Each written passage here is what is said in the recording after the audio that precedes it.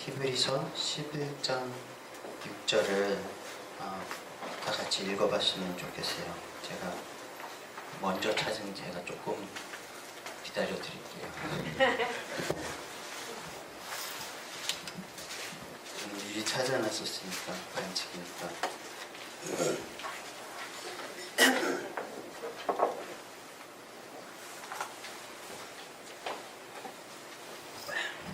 네, 다 같이 읽을게요. 네. 믿음이 없이는 하나님을 기쁘시게 하지 못하나니 하나님께 나아가는 자는 반드시 그가 계신 것과 또한 그가 자기를 찾는 자들에게 상 주시는 이심을 믿어야 할지니라. 믿음이라는 것에서 계속 지난 몇 달간 하나님 계속 말씀을 해주시고 계신 것 같아요. 저뿐만 아니라 개인적으로, 그 다음에 저희 교회 또 모든 분들에게 사실 굉장히 중요한 얘기죠.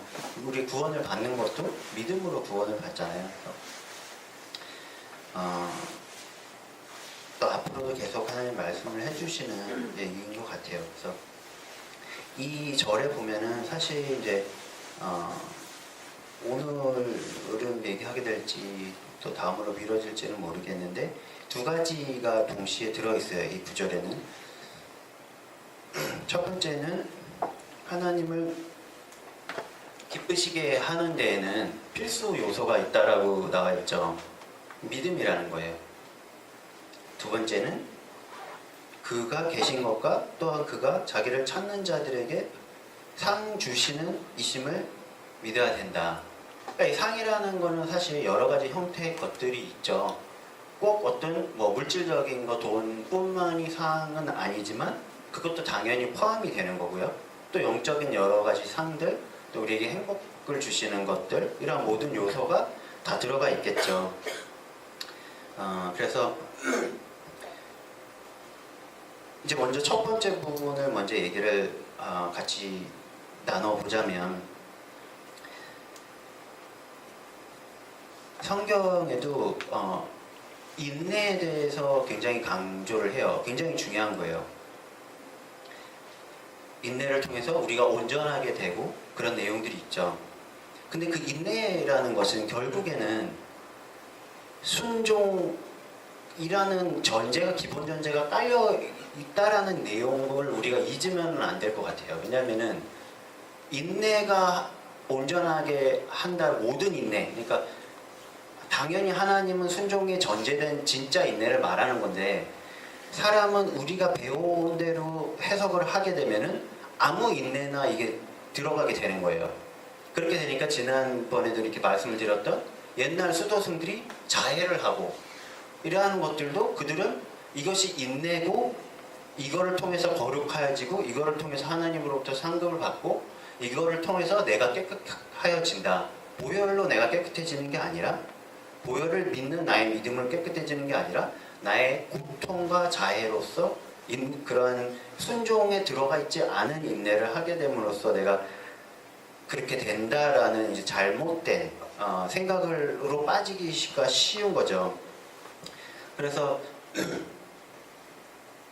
이제 계속 말씀을 같이 나눴었던 가인의 제사도 육신의 수고라는 차원에서 보면은 아벨의 제사와 동의를 하지만 어쩌면 더 노력을 했을 수도 있겠죠. 근데 그 노력의 양이나 순종에 들어가 있지 않은 인내가 가인의 제사를 연락되게 하지는 못했죠. 하란 대로 한 제사를 했던 아벨은 하나님께서 기쁘게 받아주셨죠. 그래서 보면은 결국에는 우리의 행위로 하나님을 기쁘시게 하는 것이냐, 성경은 우리의 믿음으로 하나님을 기쁘시게 한다라는 거죠. 그래서 그 인내라는 것도 결국에는 믿음 안에서, 또 나에게 하나님 내가 지금 하기를 원하시는 그 순종 안에서,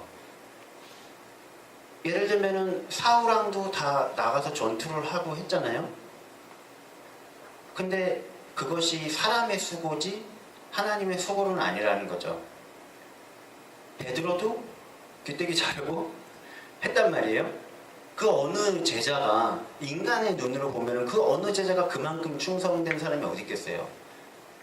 근데 예수님은 잘했다라고 칭찬하신 게 아니라 기를 주워다가 다시 붙여주셨다라는 거죠. 예수님은 뭐 그게 예수님한테 수고스러운 일은 아니겠지만 예수님께 오히려 짐만 내어주는 약간 그런 역할을 한다라는 거죠. 그리고 베드로가 뭐라고 그랬죠? 잡혀가실 수 없습니다 라고 했더니 예수님은 돌아보면서 사단아, 내 뒤로 물러거라 라고 했다라는 거죠. 그리고 하신 말씀이 나의 뜻과 하나님의 뜻과 동일하지 않은 사람의 마음은 사단의 것이다. 결국 사단을 온 거 네가 동의한 거다. 이제 그 얘기를 하시는 거죠. 그래서 그러한 게 굉장히 어려워요. 오전에 이제 목사님도 말씀하셨지만 특히 교회를 오래 다니는 사람일수록 어려워요. 왜냐면 헷갈리는 거예요. 어느 것이 우리가 이것이 하나님의 불순종이지라고 수고하는 경우는 없어요. 사실 바보가 아닌 이상, 그죠? 나는 이거 불순종이니까 막 열심히 불순종을 해가지고 불순종의 달인이 될 거라고 하는 사람은 없죠.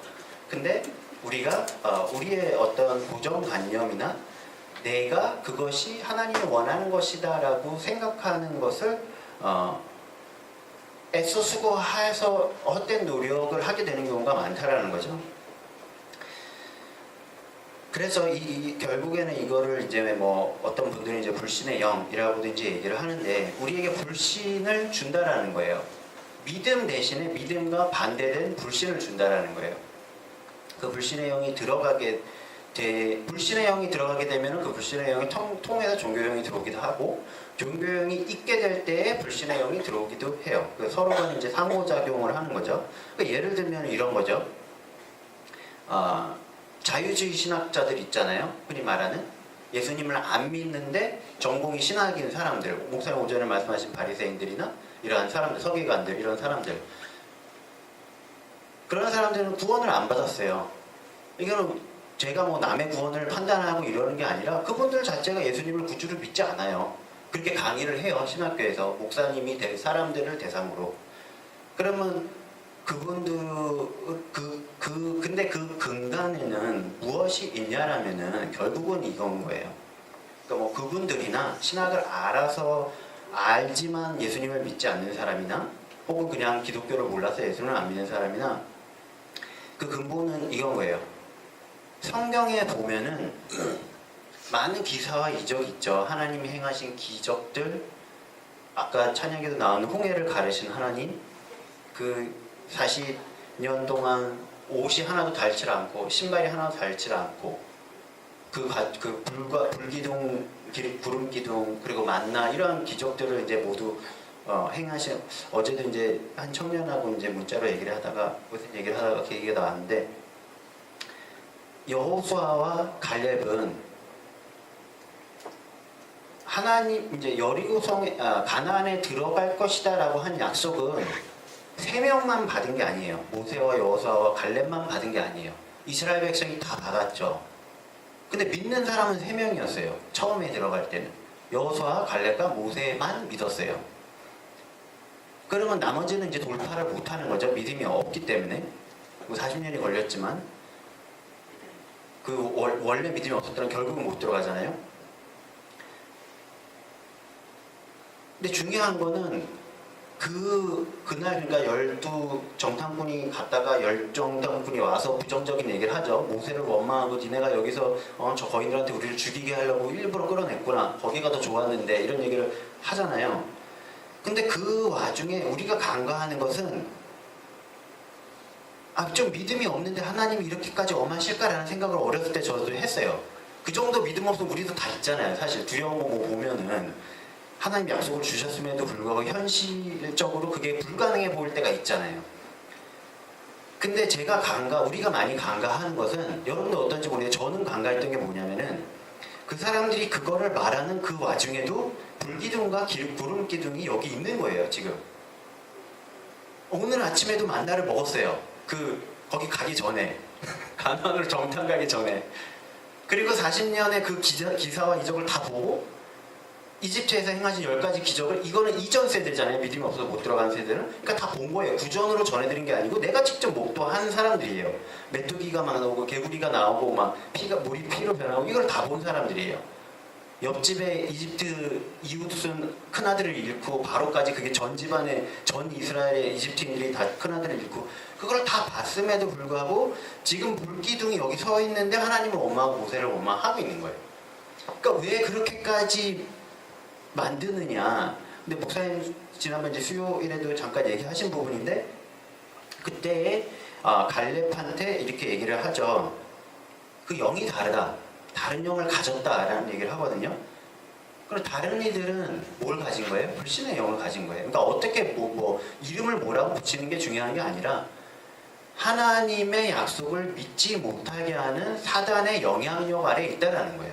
그렇죠? 그래서 이제 결국은 이제 자유주의 신학자들도 성경을 많이 읽지만 예수님을 못 믿는 게 그러한 분들과 얘기를 해보면 그러한 일이 어떻게 있냐 이거예요. 결국에는 성경에서 일어나는 기적이 어떻게 있냐 그건 그냥 신화고 학문적이고 문학적으로 가치가 있는 것이지 그거를 신화로 생각을 해버리면 말하자면 그런 그리스 신화나 이런 것도 다 진짜냐 이런 식으로 같이 동등한 선상에서 본다라는 거죠. 그러니까 그거는 근본적으로는 성경에는 써져 있지만 나의 신념과 위배가 될 때에 결국은 뭘 선택한다라는 거죠. 자기의 신념을 선택한다라는 거예요. 성경 말씀이 아니라. 근데 그게 극단적인 그런 자유주의 신학자들 뿐만 아니라 결국에는 은사중지론자나 혹은 은사의 회의적인 은사회의론자들도 결국은 같은 영에 영향을 받는 거예요. 근데 사실 정도가 좀 다른 거죠. 구원까지 믿느냐 안 믿느냐 당연히 구원은 받겠죠. 근데 왜 그러냐면은 성경에는 분명히 있다라고 나와 있지만 내가 그동안 믿어왔던 것, 내가 배워왔던 것, 내가 결론을 내린 것들이 아니다라고 돼 있을 수 있죠. 저도 옛날에 그런 거를 그렇게 믿었다라기보다는 몰랐으니까. 근데 그것이 말씀이 계시되어 올 때에 내가 뭘 선택하느냐가 결국은 개인의 선택이라는 거죠. 복음은 다 들어요. 근데 믿고 천국에 가는 사람이 있고 안 믿고 지옥에 가는 사람들이 있는 거죠.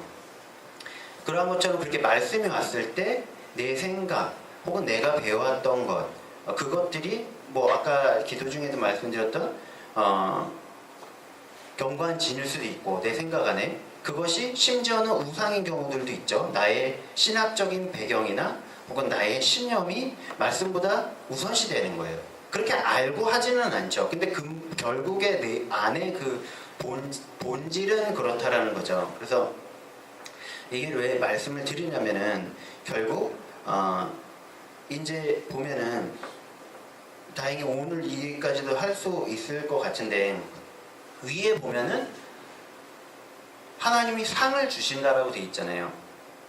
그러면은 이게 재정과도 굉장히 연관이 돼요. 나중에 이제 조금 기회가 되면은 그 부분은 또 더 자세하게 했으면 좋겠는데 이제 한간에는 이런 얘기를 하면은 기복신앙이다 이렇게 말하는 또 보수적인 기독교인들이나 목사님들이 계시죠.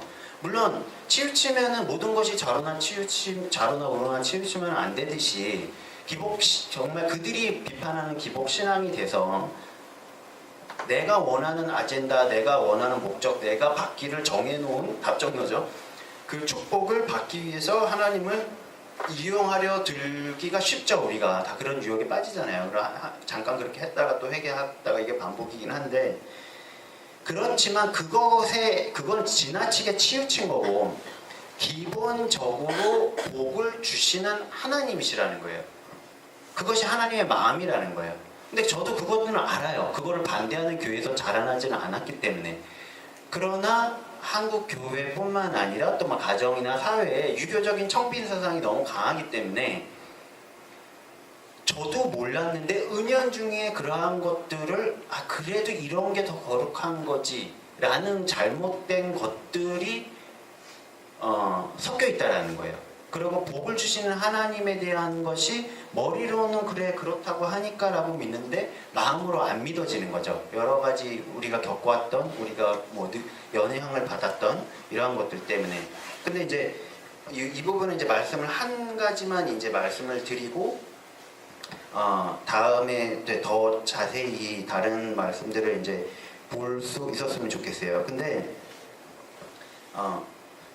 그거를 이제 성경을 우리가 말씀을 많이 보는 게 중요한 게 우리가 이렇게 저렇게 헷갈릴 때가 있는데 말씀은 분명히 뭐라고 말하는지가 이제 써 있다라는 거죠. 그래서 이런 하나님이 복을 주시는 그게 이제 물질적인 복까지도 포함한 물론 어느 게 더 고차원의 복이냐라고 하면은 물질적인 거는 사실 제일 낮은 차원의 복이긴 하죠. 왜냐하면은 너희는 그 나라 그 의를 구하라 그러면은 그 모든 걸 더하여 주신다라고 하신 것처럼 그러나 분명히 그것도 포함이 돼 있다라는 거죠. 그거를 거론하는 것 자체가 욕심이고 뭐 기독교를 세속화하는 거고 뭐 무조건 기복신앙이 돼버리는 거고 그거는 이제 잘못됐다라는 거죠.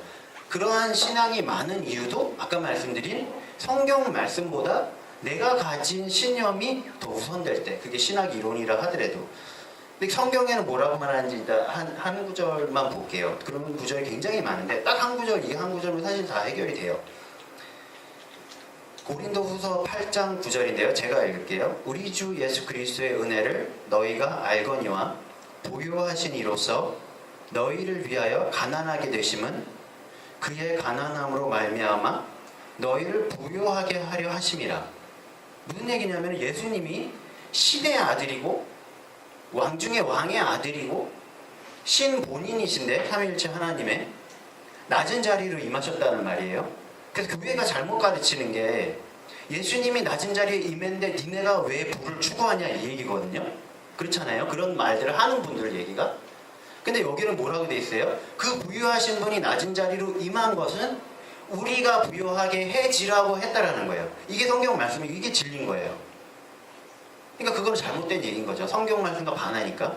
근데 아무튼 요거는 이제 재정 쪽인 얘기니까 이거는 그냥 요 부분만 이제 말씀을 드리고 오늘 더 집중하고 싶은 부분은 이건 거예요. 종교의 영과 하나님의 영 사이에서 그거를 구분하는 패턴 중에 몇 가지가 있어요. 뭐냐면은 성경에 두려워하는 영을 주지 않았다. 이게 두려움을 주지 않았다라고 이제 한글 성경에는 되어 있는데 실질적으로 원어나 영문 성경을 보면 두려움의 영이라고 표현이 되어 있거든요. 그 얘기는 뭐냐? 물론 하나님에 대한 경외감이라는 건 중요하죠. 성경에도 여호와를 경외하는 영. 근데 여호와를 경외한다라는 것은 그분의 위대하신가? 그분의 전지전능하신가? 나보다 존재가 너무 크시기 때문에 내가 그 앞에 거룩한 두려움이 드는 거지 우리가 귀신 만난 것처럼 불쾌한 두려움을 받는 게 아니잖아요. 우리가 하나님의 경외감을 느끼는 게 무슨 공포영화 볼 때 느끼는 그런 되게 지저분한 그런 공포감이 아니잖아요. 귀신 나올 것 같은 그런 상황 이게 아니잖아요. 그러니까 그거 분명히 다르다라는 거예요. 그리고 너희는 두려워하는 종의 영을 받은 것이 아니라 아들의 영을 받았다. 양자의 영을 받았다. 이렇게 돼 있죠. 그 얘기는 뭐냐면은 종교는 항상 두려움에 기반을 해요. 사람에게 두려움을 줘서 그 두려움에 아까 그거를 또 물론 이제 경외감과 우리가 분별은 해야죠. 어떨 때는 하나님 경외감을 주실 때가 있고 하나님이 정말 두려워서 뭔가를 순종하거나 할 때가 있죠. 그것과 두려움에 기반이 돼서 조종당하는 거하고는 굉장히 달라요. 그래서 이러한 종교의 영이나 무속의 영이나 사단의 것들은 항상 두려움에 기반을 하고 그 두려움을 가지고 통제나 조종을 하려고 해요. 예를 들면은 무당이 이런 식이죠.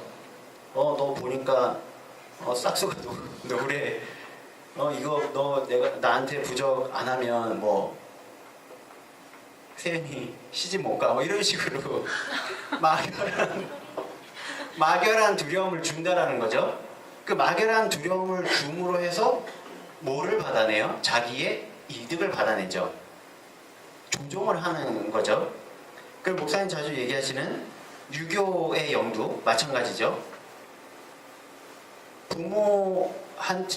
그게 정말 진짜의 어떤 효도면 성경에도 나와 있듯이 우리가 부모를 공경하는 건 당연히 중요하고 그거는 유교 이전에 이미 우리나라 사람들이 다 하고 있던 일이에요. 선한 사람이면.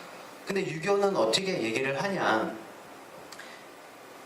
이 얘기를 하기 전에 모든 정권과 모든 왕국은 다 종교를 하나를 둬요. 그래서 그걸로 왕권을 다져요.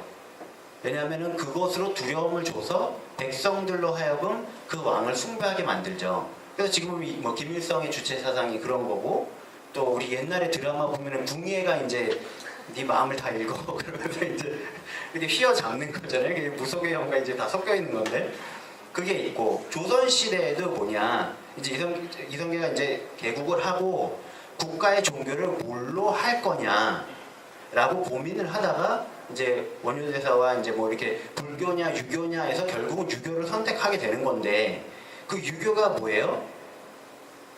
뭐라 그러죠? 그 분사부 일체라 그러죠? 뭐예요? 임금이 너의 부모나 뭐 스승이나 동일하다. 그러니까 무조건적으로 순종을 해야 된다. 물론 성경에도 왕은 하나님이 세우신 거니까 그들 위해 기도하고 위정자를 위해 기도하고 그들의 말에 순종을 해라라는 내용이 나와요. 근데 그래서 그 유교에서 뭘 했어요?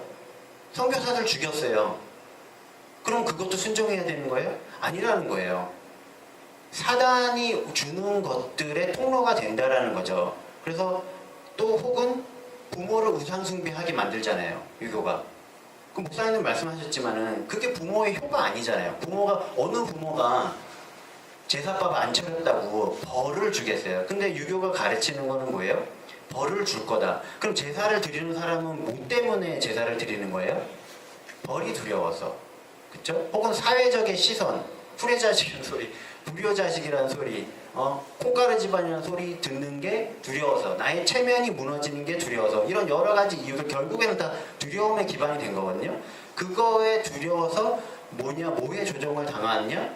유교의 가르침에 조정을 당하고, 그게 결국은 나라의 어떤 질서나 어떤 왕권이나 이러한 것들을 공고히 하는데, 즉 백성들을 컨트롤하는 데에 이용을 한다라는 거죠. 모든 종교가, 모든 국가가 다 그런 걸 가지고 있거든요. 기독교 국가 빼고는. 기독교 국가도 그 정권이 잘못되면 그 기독교마저도 안 좋은 자기네들의 목적을 위해서 이용을 하고 2차 대전 때 나치들이 그렇게 한 거잖아요.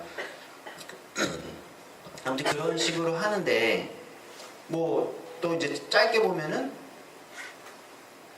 뭐 종교 자체로 강압을 했던 건 아니지만 일제시대 도 들어오게 되면서 모든 걸 바꾸죠. 문화를 다 바꾸면서 종교까지도 강요를 하잖아요. 신사참배를 시키고, 그렇게 되면서 그때 이제 많은 기독교인들이, 또 기독교의 어떤 리더들이 그것에 굴복해서 실질적으로 우상숭배를 하게 되고, 자기 성도들한테 우상숭배를 하게 시키고, 그러한 일들이 일어나는데, 결국에는 그러한 것들이 종교의 영이 일하는 패턴이라는 거예요. 그러니까 기독교 내에도 신은 하나님을 우리가 바꾸지만, 당연히 믿는 사람들이니까 삼위일체 하나님으로 바꾸지만, 우리가 원래 속해 있던 문화, 그 어느 나라에도 다 있기 때문에 원래 속해 있던 문화에 기반을 해서 그 섬기는 방법은 유교적으로 섬기게 되는 거예요. 쉽게 얘기해서. 그러니까 부모한테 벌 받을까봐 두려워서 제사 지내듯이 하나님한테도 그러한 관점으로 가서 자기 희생을 내 스스로 강요하게 되는 거예요. 사단의 거짓말에 속아서. 아까도 말씀드렸지만 희생 자체가 문제가 아니라, 그게 하나님이 원하시지 않는 희생을 하게 될 때 이제 문제가 되는 거죠. 뭐 자해를 한다든지 채찍질을 하게 된다든지. 그럼 결국에는 뭐예요? 그게 멀리 가게 되면은 은혜로 인해서 구원받는 것까지 우리가 부인하는 정도로 가게 되는 거죠. 그래서 지금은 교리가 사실 공식 교리가 바뀌었습니다만, 그래서 이제 카톨릭 같은 경우에는 행위 구원적인 측면을 굉장히 많이 강요를 했죠. 지금 이제 은혜로 구원을 받는다고 공식 교리가 나와 있기는 한데, 그랬다라는 거죠. 그래서 꼭 뭐 어떤 특정 종파를 떠나서 우리 안에도 그러한 것들이 여러 가지 다른 형태, 우리가 발견하지 못하는 다른 형태로 남아있다라는 거예요. 근데 그거를 그럼 어떻게 분별을 해야 되냐? 이것이 하나님에 대한 거룩한 경외감이 아닌 나의 두려움으로 인해서 하나님의 인정이나 성취나 복을 쟁취하려 하는가, 혹은 그 벌을 피하려고 하는가, 그거를 가지고 우리가 이제 분별을 할 수 있다라는 거죠. 왜냐하면 성경에 내가 준 것은 두려워하게 하는 영이 아니다라고 써져 있기 때문에 그렇잖아요. 그 성경에 써져 제 개인적인 의견이 아니라 성경에 그렇게 써져 있다라는 거예요. 그러면 그러한 영이 느껴진다라고 하면은 그것이 강요되는 어떠한 거 그게 내 스스로일 수도 있고 부모님일 수도 있고 또 자식이 반대로 부모한테 어떤 거를 강요할 수 있죠. 때를 쓰는 것도 결국은 강요잖아요. 뭐 그러한 거를 통해서 강요가 올 때 이것이 두려움이냐? 꼭 내가 무슨 위해를 당할 두려움이 아니라 사람들한테 거절당할 두려움. 나한테 부당한 부탁을 하는데 사업하는 사람들이나 그런 사람들이 그러한 결정을 해야 될 때가 굉장히 많거든요. 부당한 부탁을 해요. 근데 그거를 거절하게 되면은 그 사람과의 인간관계라든지 또 그 인간관계를 통한 어떤 재정적인 어떠한 관계, 뭐 거래처라든가 그러면은 아무래도 문제가 있겠죠. 그러한 것들을 노를 해야 되냐, 예스를 해야 되냐의 기로의 순간이 오는데 물론 종교적으로 무조건 뭐 노를 해도 안 되겠지만 반대로 그것을 타협을 해도 안 되잖아요. 하나님 원하시지 않는 거라면은. 근데 그때에 두려움의 영이 임한다라면은 이건 하나님으로부터 온 게 아니구나라고 알 수가 있다라는 거죠. 그리고 교회 안에서도 마찬가지로 가정 안에서도 마찬가지로 크리스트교 그러니까 기독교 교리의 모양을 띠고 있지만 그것이 종교의 영의 패턴을 위에 여기 말씀드린 두려움의 영을 줘서 나를 통제함을 통해서 하나님으로부터 멀어지게끔 하는 모습을 보인다면은 아니라는 거죠. 아니라는 거죠. 그래서 예를 들면 이런 거예요. 저는 분명히 핸드폰으로 성경을 보는 것보다 저도 뭐 무거워서 가지고 다니지는 않는데 책으로 성경을 보는 것이 유익한 점이 많이 있다라고 생각을 해요. 늘 그거를 가지고 기도를 하고 거기에 뭐 주석을 달아놓는다든지 하는 것하고 2년마다 바꾸는 핸드폰하고는 분명히 다르죠. 내가 늘 임재 안에 이걸 가지고 있는 것하고. 그러나 그것보다 그 형식보다 중요한 거는 안에 써져 있는 말씀인 거잖아요, 사실은. 그리고 뭐 우리가 검색을 한다든지 하는 부분이 있고 그래서 서로 상호간에 보완을 해야 되는 거지. 이제 요새는 그런 게 없지만 이제 과거 같은 경우에는 거룩하지 않게 핸드폰으로 이제 말씀을 보냐 이런 생각을 가지고 저도 좀 그런 생각 가질 때 있었거든요. 처음에 이제 좀 그런 걸 잘 몰랐을 때. 근데 반대로 생각해 보면 그러면은 성경책은 원래의 모습이냐라는 거예요. 옛날에는 두루마리였거든요. 그러면 성경책이 처음 나왔을 때는 거룩하지 않게 어디 편하게 가려고 신앙생활 편하게 하려고 책으로 보냐고 두루마리로 무거운 거 이만한 두루마리야 그게 보통 작은 게 아니라 이렇게 똘똘똘똘 많은 게 아니고 이만한 건데 그거를 들고 다녀야 되는 거예요. 원래대로 치면 그 66개를 거는 그게 한 권이 한 두루마리에 다 들어가 있지도 않아요. 보통 한 장이 한 두루마리예요. 그래서 장으로 나누는 건데 그러면 창세기 하나만 가지고 다니라 그래도 밑에 나무 그 나무로 봉이 있을 거 아니에요. 그렇게 치면은 어마어마한 그게 그러니까 그렇게 하기 시작하면은 한도 끝도 없다라는 거죠. 그래서 아무튼 근데 지금은 우리가 그런 걸 알고 있지만 그게 크게 중요하지 않다라는 걸 알고 있지만 우리 안에 분명히 모르고 있는 어떠한 것들이 있다라는 거죠. 과거에는 뭐 옷차림 같은 것도 뭐 많이 얘기를 했었고 사실 교회에 가면은 뭐 어느 정도 나이가 되면 사실 양복 입고 갔어야 되는 거고 뭐 그러한 것들이 있죠. 물론 이제 성경에도 써져 있듯이 뭐 야하게 입고 다니는 건 당연히 종교형이 아니라 그건 서로 간에 분명히 안 좋으니까 고린도전서에도 이제 바울이 이제 머리를 드러내지 말라는 건 결국 그 얘기거든요. 그때 당시에 이제 야한 복장을 하지 말라는 건데 그렇기 때문에 모든 거를 다 그렇게 뭐 종교형으로 다 해가지고 자의적으로 해석해도 안 되지만 분명하게 나에게 두려움을 줘서 그 두려움으로 나를 다시 말로 하면 조종. 통제랑 조종은 결국 같은 단어거든요. 통제를 하거나 조종을 하려 한다면은 혹은 내가 누군가를 그렇게 하려 한다면은 그거는 종교의 영에 기반된 우리의 행위들일 수 있다라는 거죠. 우리의 생각들일 수 있고. 그래서 그러한 것들을 이제 다 버려야 되는 거예요. 그래서 예를 들면 저도 이제 청년부랑 같이 하다 보면은 이제 아무래도 나이 차이가 있고 수지가 저희 청년부에서 제일 나이가 많은데 수지랑 저만 해도 벌써 10살 차이가 나잖아요. 그러니까 애들은 애들대로 또 유교 사회니까 저를 어려워하는 부분들이 분명히 있죠, 당연히. 그리고 또 청년부를 제가 맡고 있으니까 또 어려워하는 부분이 있고. 그래서 제가 뭐 하라 그러면 정말 잘해요. 근데 그런가 동시에 또 제가 어떠한 부분을 교정을 해주거나 책망을 해야 될 때는 또 사랑으로 해줘야 될 때가 분명히 있죠. 제가 하나님 저한테 맡겨주셨으니까 뭐 그때까지는 언제까지가 될지 평생 언제까지 될지 모르겠지만 그렇지만 그러함에도 불구하고 제가 조심하려고 하는 것은 때로는 어떤 것들은 혹시 내가 개인적으로 내가 원해서 물론 저는 하나님 뜻이라고 생각을 하지만 그것이 틀린 상황에서 내가 개인적으로 내가 원하는 것인데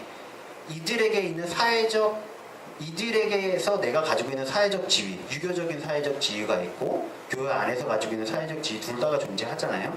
나이가 많다라는 것과 청년부 회장이라는 것과 그러한 것을 이용해서 내가 옳다고 생각하는 것을 강압적으로 강요하지는 않나라는 것을 좀 되돌아보려고 해요, 많이.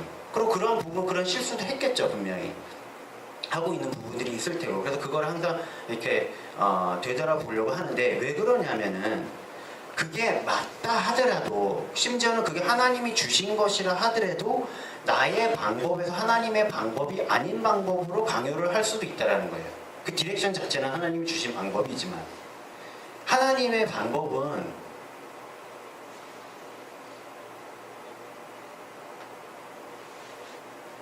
의미 없는 종교적 헌신이 왜 하나님 앞에서 제사가 되지 않냐면은 신령과 진정으로 예배를 드리라고 제사를 드리라고 돼 있잖아요. 무조건적으로 복종해서 시키는 거 잘하는 거를 원했으면은 하나님 로봇들을 만들지 인간을 만들고 자유의지를 주시지 않았을 거란 말이에요. 그렇죠? 자유의지를 줬다라는 얘기는 너희와 교제하고 싶어. 인격체 대 인격체로 감정과 의지를 가진 존재 대 감정과 의지를 가진 존재로 그렇다라면은 우리가 로봇들이 우리를 막 칭찬해줘요. 그럼 우리가 그게 뭐 일을 도와줄 때는 기분이 좋을 수 있지만 칭찬을 해줘요. 로봇들이 막 잘했다 그래요. 그럼 진짜로 기분이 좋아져요? 뭐 잠깐의 위로는 될 수 있겠지만 그거는 프로그래밍 돼서 나온 얘기잖아요. 진심이 아니잖아요. 우리 요새 애들 말로 하면 영혼 없는 칭찬인 거잖아요. 그러니까 그게 기쁘지 않단 말이에요. 그런 의미가 없는 거예요. 하나님 그걸 원하셨으면 그냥 그런 애들을 만들었으면 돼요. 근데 그게 아니라 우리에게 자유의지를 주신 것은 진짜 우리가 아끼는 사람이 나한테 좋은 얘기를 해주고 날 칭찬해주고 나와 좋은 교제를 할 때 우리가 너무 좋잖아요. 그러한 거를 하나님이 원하셨기 때문에 이제 우리를 만드신 건데 그렇기 때문에 어떻게 보면은 그 기독교의 최대 어떤 난제라고 할 수 있는 왜 하나님이 자유의지를 주셔서 지옥에 가게 하셨나 이제 이런 얘기가 나올 정도로 그만큼 하나님은 그 부분을 중요하게 여기셔서 자유의지를 주신 거거든요. 그래서 심지어는 믿음마저도 안 믿으면 지옥에 가는 거예요. 그렇잖아요. 희석해서 얘기할 수가 없는 부분이에요. 이거는 안 믿으면 지옥에 가는 거잖아요. 물론 또 이제 길에 나가서 무조건적으로 예수천국 불신조 이런 구호를 하는 것도 지혜롭지 못하지만 진리는 진리로 남아 있는 거죠. 그래서 그렇기 때문에 로봇들 같이 내가 하나님을 사랑해서 찬양하고 하나님을 사랑해서 헌신하고 하나님을 사랑해서 봉사하는 게 아니라 벌 받을까봐 하기 싫은데 어쩔 수 없어서 하는 것. 그게 종교, 그렇게 하게 만드는 것.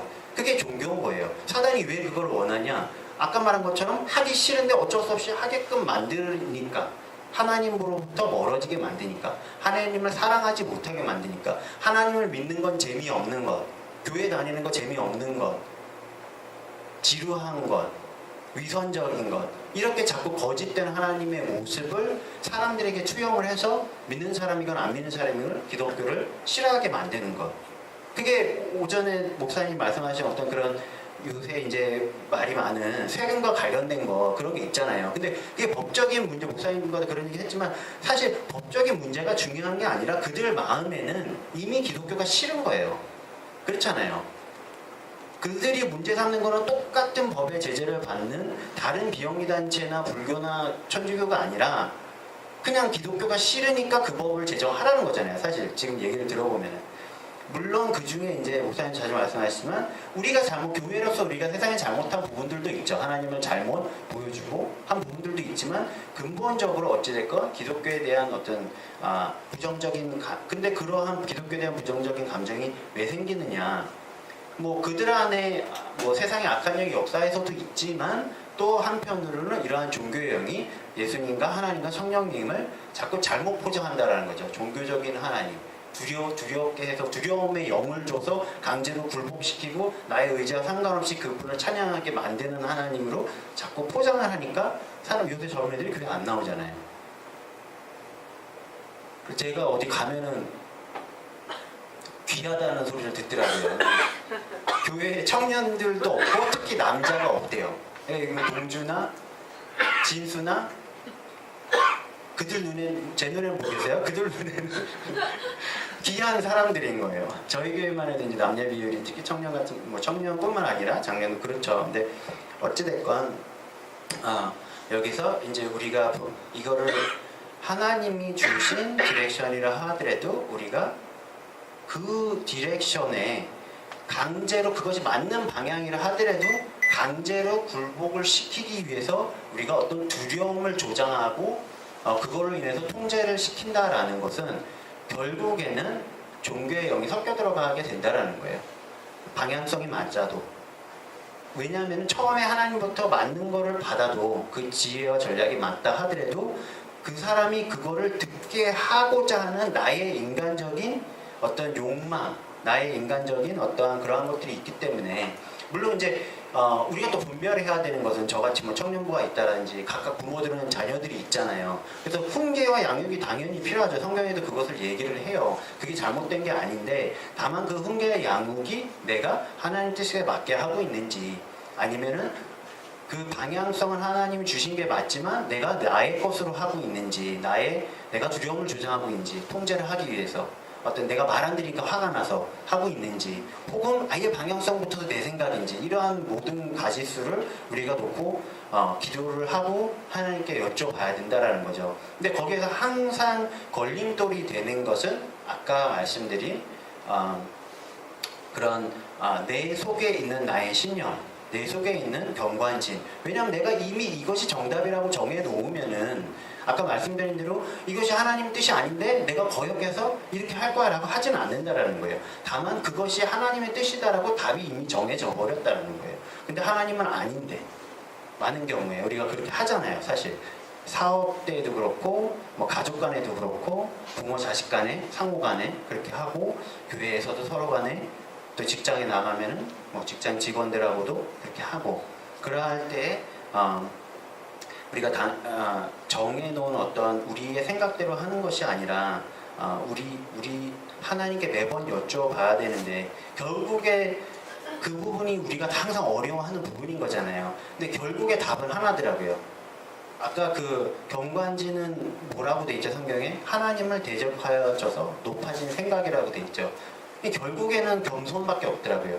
내가 답이라고 정해놓고 못 바꾸는 것도 결국엔 교만인 거고 근데 그러면 내가 이것이 정답이라고 과거에 믿었음에도 불구하고 하나님께 다시 물어볼 수 있게 하는 것은 또 결국에는 겸손이더라고요. 어렵죠. 되게 어려운 건데 결국에는 그렇기 때문에 우리가 계속 어려움을 겪게 하시는 것은 그러한 시련을 허락하시는 것은 하나님 우리로 하여금 알려주시는 것이라고 저는 생각을 해요. 그래서 야, 너 저번에 실패했지? 나한테 물어봤냐? 그런 거를 우리한테 알려주시는 거죠. 그럼 처음에는 물어보는 게 습관이 좀 안 돼요. 매사에 물어보는 게. 왜? 내가 살아온 방식이 있기 때문에 나는 나의 길을 간다고 내가 30년 살아온 방식이 있기 때문에 그걸로 성공을 한 사람은 성공을 했기 때문에 안 되고 그거를 실패한 사람도 이상하게 그거를 그렇게 똑같은 방법으로 실패했는데도 그 방법을 잘 못 버리더라고요. 그러니까 또 계속 실패하게 되고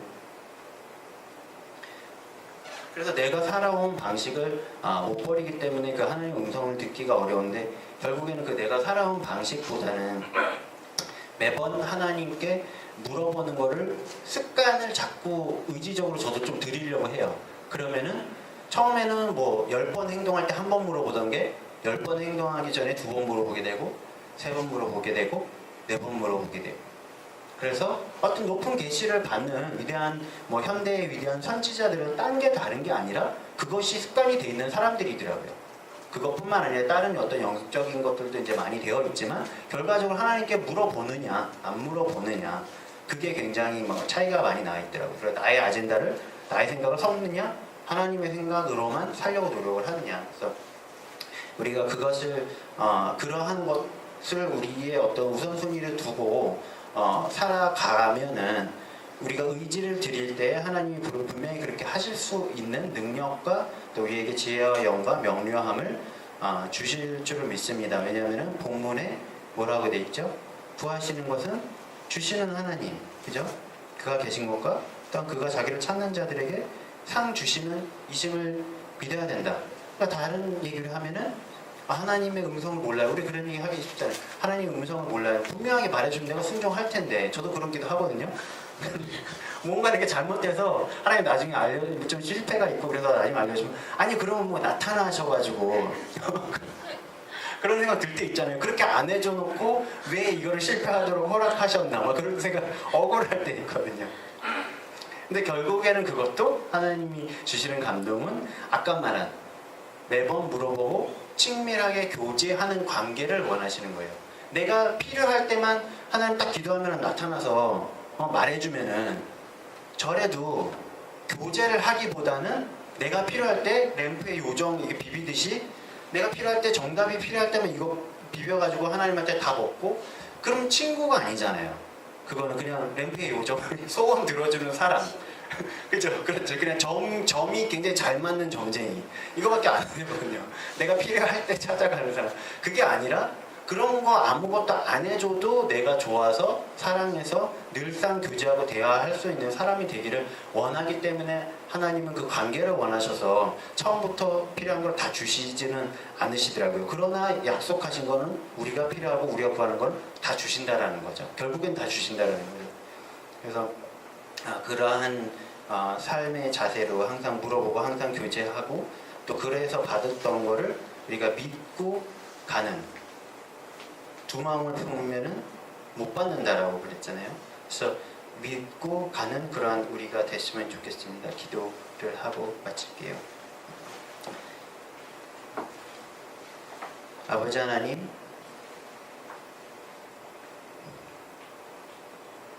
믿음이 없이는 하나님을 기쁘시게 하지 못한다고 하신 하나님, 우리가 우리의 믿음으로 하나님을 기쁘시게 해드릴 수 있게 하여 주시고 우리의 믿음으로 하나님을 기쁘시게 해드리는 것이 우리의 기쁨이 되게 하여 주시옵소서. 주님을 너무도 사랑하는 나머지 주님을 기쁘시게 해드리기를 자원하여서 그것을 우리의 믿음이라는 제사로 주님께 선물을 드리는 우리가 될 수 있게 하여 주시고 그러할 때에 주님께서 우리에게 상 주시는 주이심을 또한 믿는 우리가 되게 하여 주시옵소서. 예수님 이름으로 기도하였습니다. 아멘.